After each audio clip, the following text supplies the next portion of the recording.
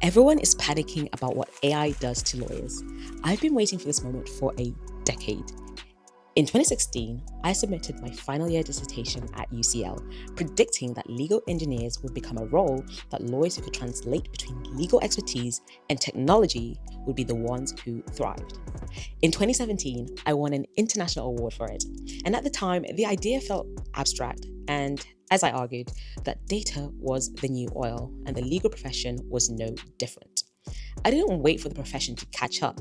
I built my career in legal tech before it had a name, multiple pivots across legal tech, and as a practicing lawyer.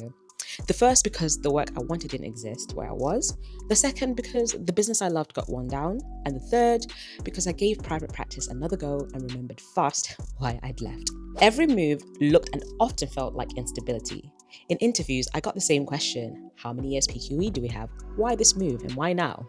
A decade of building something the profession didn't have words for was tough, but I continued to follow my natural interests and zones of excellence, which is not easy to do in a traditional profession.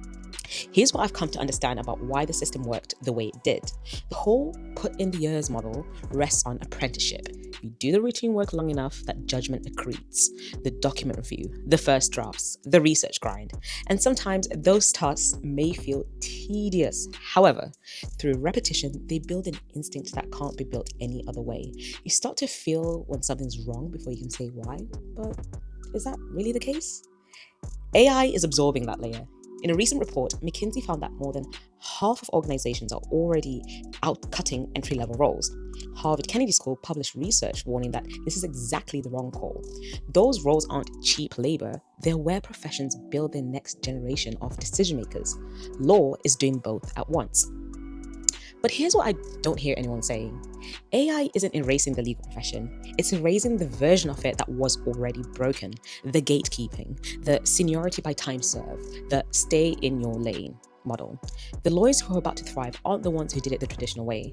They're the ones who already know how to work differently, who move between disciplines, who can hold legal expertise and systems thinking in the same hand, who build range instead of depth.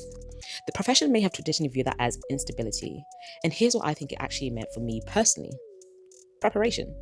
The lawyers who thrive in what's coming won't be the ones who stayed in one lane the longest. They'll be the ones who already know how to think across the different lanes. Time served was always a proxy for experience, judgment, and depth, and maybe rightfully so. However, AI will continue to dismantle that proxy and what that was measuring. At some point, the profession will have to decide whether the measure is still earning its place.